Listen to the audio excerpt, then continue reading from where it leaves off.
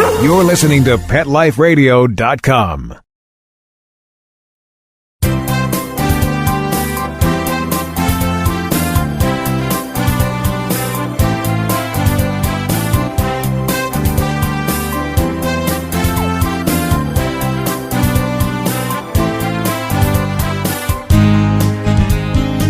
And good morning or good afternoon, whatever the case may be, on this lovely Sunday, Mother's Day.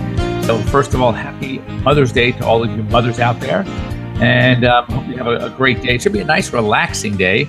And here in LA, it's after, actually, believe it or not, some May rain, which we don't get very often. And it's a beautiful day today, which I hope so, because I actually have to going to a wedding today in Malibu, right on the beach, outdoors. So everybody was sort of extremely concerned about the possibility of rain here today. Anyway, you're here live with Dr. Jeff Werber on Ask the Vets with Dr. Jeff here on Pet Life Radio's only live call-in show. The keywords there are live and call-in. We want to hear from you. We're here thanks to our sponsors, Kong Veterinary Products and Prosense Pet Products, and Elanco Lilly, makers of Comfortis and Trifexis. Also Save This Life Microchip. So we have a number of sponsors that are helping us be here live for you. And there was an interesting radio story that came out this week. And I really want your feedback on this one. I mean, a lot of you are out there. I know you're listening, but you don't log in. Pet Life Radio. It's so easy to log in. Just log into Pet Life Radio. Go on to Ask the Vets with Dr. Jeff, and just follow the links. And you can also, we are also have Google Hangouts now. So if you go on to our site, click on the Ask the Vets with Dr. Jeff tab, then you can actually see a Google Hangouts. And that would also give you an idea, give you a great way to join us live. Then, of course, you can call us the good old-fashioned way, free, toll-free, 877-385-8882. Once again, 877-385-8882, and you can join in on the conversation. And here's the story that I read. I actually already responded. I commented to it. By the way, it was written by a very, very well-known, legitimate animal behaviorist, Dr. Stanley Coren.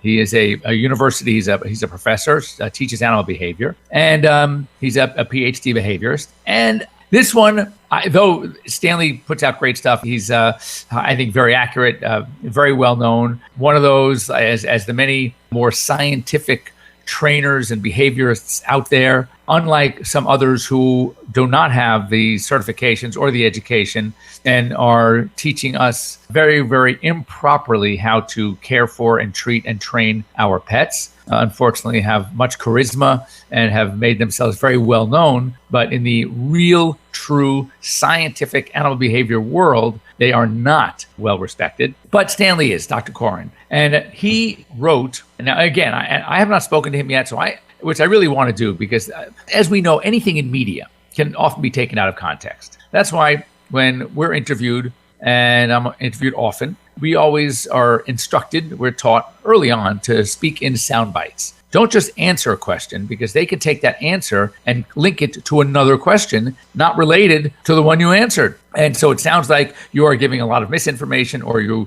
answering erroneously, and it's very embarrassing. And so we always try to incorporate the actual question within our answer. So it's, in essence, we're repeating the question from the interviewer as we're being interviewed. So it's very difficult to edit the accuracy out of our answers. And it's interesting. So I don't know on this story how much of it actually was in response to certain questions. But the basic premise was, and I know a lot of you out there are going to cringe when I say this, is dogs don't like to be hugged. Really? Dogs don't like to be hugged. Yes, based on the position of the eyes, how much of the whites of the eyes are visible, the ears being pegged back, that dogs do not like to be hugged. We like to hug them, but they don't enjoy it. To which I say, that is a crock. That is so not true.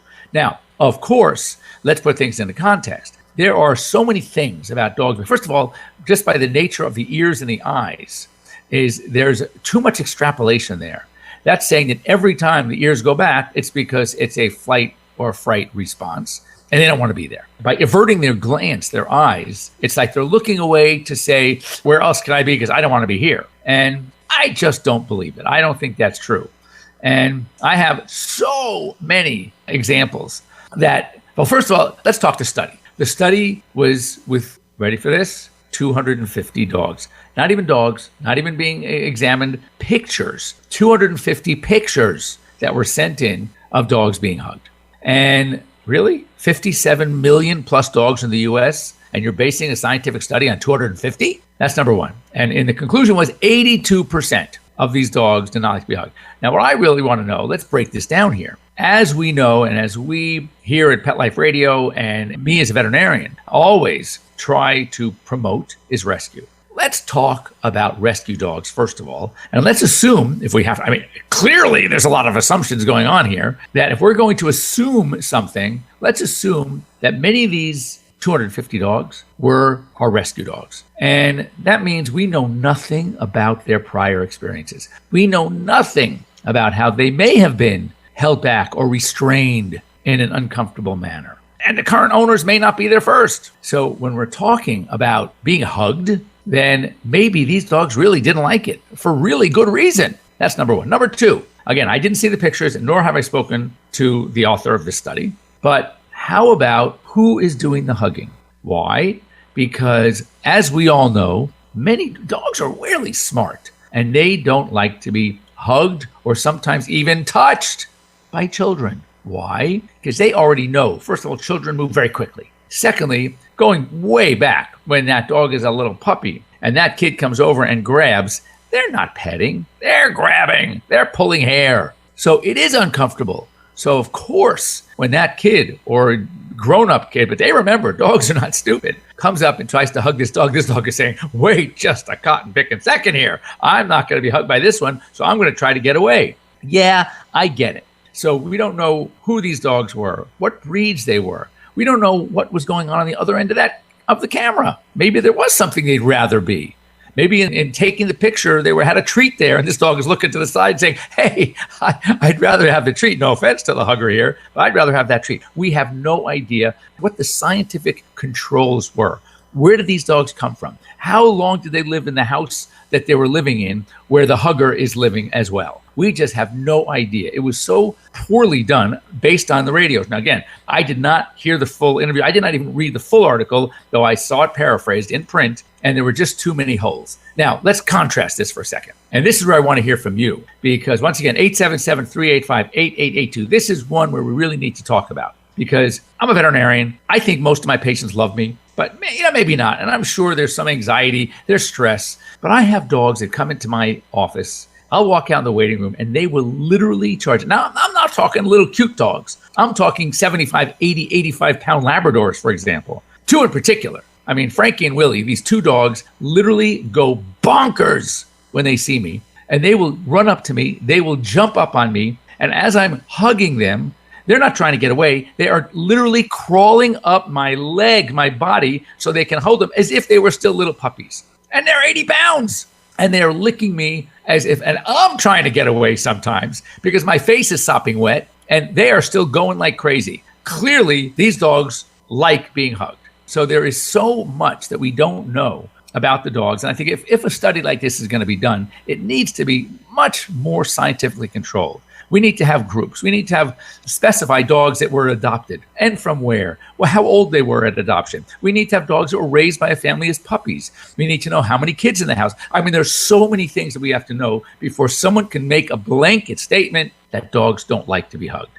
Because I know when I'm lying in bed and one of my 5 jumps up on me, and I have two of them are small. They can even my 75-pound Labrador likes to think I'm just as good as a mattress and lies right on top of me. But if I am hugging and my arms are around them and I remove them, they literally take their nose, their snout, and they nudge it under my arm so I can put it back over them. So this is not a case of a dog not like being hugged. So I have to say that I really kind of disagree with the premise. I disagree with the conclusion. And even though I do agree, I absolutely agree that under certain circumstances, and there are going to be many dogs for good reason that don't like to be hugged. But to say, based on a study of 250 pictures, not video, we're talking pictures here, we don't know how long the dogs were in the arms of the hugger. Let's say it was over 30 seconds and finally the dog is saying, okay, I loved it for the first 15, but now, I know there's food waiting for me over there. I want to get away. We know nothing. There's been no controls. It was not I don't think, at least from what I know, and I'm qualifying that because I've not had a chance to speak to the author, but I think that it is not true. When I first heard that, I said, I don't want to say what I say on air, but I said it. And, I think there's many of you, I hope, that's why I want to hear from you. How many of you truly believe that your dogs don't like to be hugged? And how many of you believe that your dogs do like to be hugged? So we're going to have a little poll here on Pet Life Radio's Ask the Vets with Dr. Jeff. I want you to, just before we take a break, I'll give you the contact info again. It's 877-385-8882. Don't be shy. Don't be embarrassed. This is a good one. Pick up the phone. Give us a call. And or you can join us live online. And just click on the Ask the Vets tab and then go on to Google Hangouts. Go on to the link and you can actually join us live. Sit in front of your computer, sit in front of your phone, and let's talk and see what how you feel about the huggability of dogs or not. Anyway, don't go away. We'll be right back here on Pet Life Radio's Ask the Vets after this short break. We'll be right back, right after these messages. Stay tuned. It's hard to find time for your furry family member. That's where Camp Bow Wow comes in. All-day play and overnight camp, daycare and boarding for dogs. Everything is included. Large play areas for fun and exercise. Spacious cabins, comfy cots, even live camper cams to watch from a computer or smartphone. Camp Bow Wow offers the best care and is the place to go where a dog can be a dog. For locations and more information, visit campbowwow.com. This is my tired of itching face. Does your dog suffer from persistent itching and scratching? Allergies and skin irritations caused by environment, including pollens, insects, especially fleas, food, and common household allergens are common problems in dogs. It's easy to alleviate your dog's discomfort at home with Prosense. Prosense itch and allergy products provide fast relief from symptoms like itchy, irritated skin infections like hot spots, and watery eyes. Prosense products are veterinary formulated and recommended to ensure the very best for your pet. Try Prosense today. Your dog will thank you for it. Pets love life. Love them back with Prosense. Yuppie Puppy City Kitty provides pet lovers an opportunity to earn up to 50% commission selling our premium pet products. Advocate Gina Brick says, the opportunity to share such a quality product line with other pet lovers is amazing. The support of the Yuppie Puppy City Kitty family while working the business is a true gift. Mention special code PETLIFE when you enroll today and receive 3 additional products free. Find us at www.ypckpets.com. That's ypckpets.com. Let's talk pets. Let's talk pets On Pet Life Radio. Pet Life Radio. PetLifeRadio.com.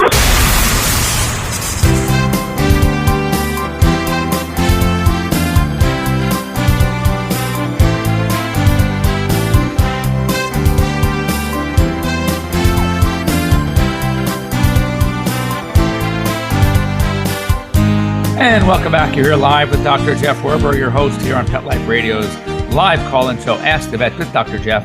And before the break, we were talking about hugging and a study that came out telling us that dogs don't like to be hugged. Of course, a conclusion that I disagree with tremendously. Though I do believe that there are many, many dogs that do not like to be hugged for good reason. But I would say certainly all the dogs I've ever had, and I've had a lot, I have a lot right now, and just my patience. Little dogs come in, I have them in my arms, and they are not trying to get away one iota.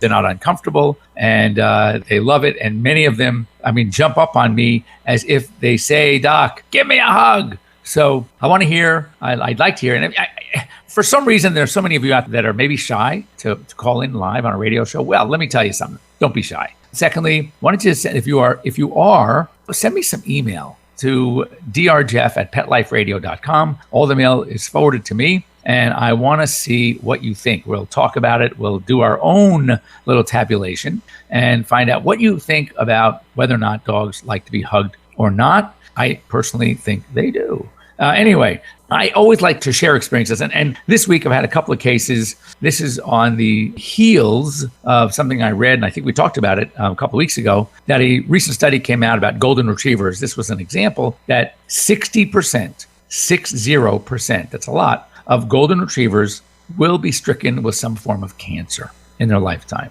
That's a high number. I know we used to think of boxers as a cancer dog. Now it seems to be goldens are catching up. And I've had a number of cases just this week and the last week alone of cancer in dogs.